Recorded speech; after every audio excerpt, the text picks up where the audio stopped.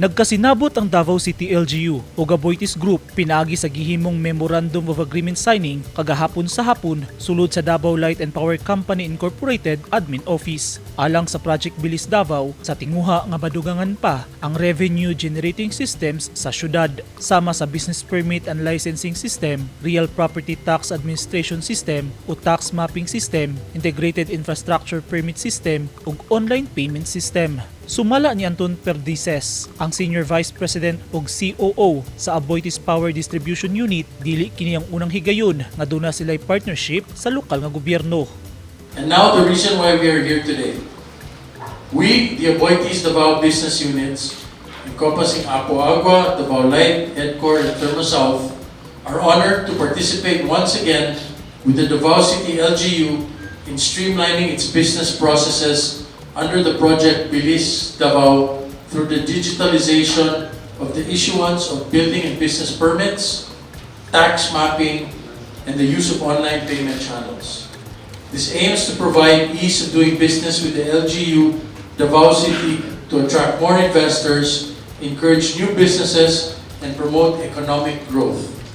Sumala ni Mayor Sebastian Baste Duterte, sa panahon karon kinahanglan na ang paspas nga transaksyon sa gobyerno o pribadong kompanya aron malikayan ang mga backlogs sa trabaho. Online transaction and payments systems provide a world of convenience for everyone compared to manual systems. The enhancement of the business permit and licensing system, real property tax administration system, integrated infrastructure permit system, and online payment system of the city government should guarantee us both ease and efficiency in conducting business and other related activities.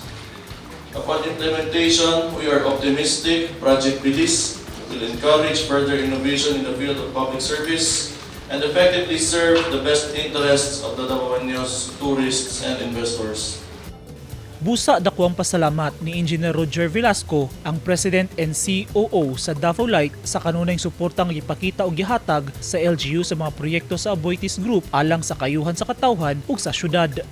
Today is indeed a momentous event for both Aboitiz Group and the City Government of Davao, as we have another partnership for the benefit of Davaoenos.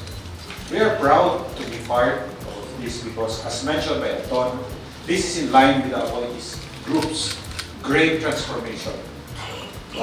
This is a goal to become the country's first tech conglomerate.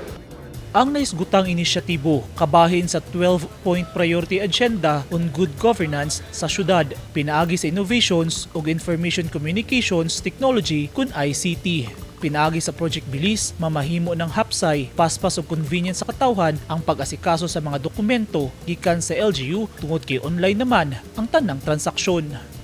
Eugene Hinutan, Newsline, Philippines, Davao Region. Stay safe!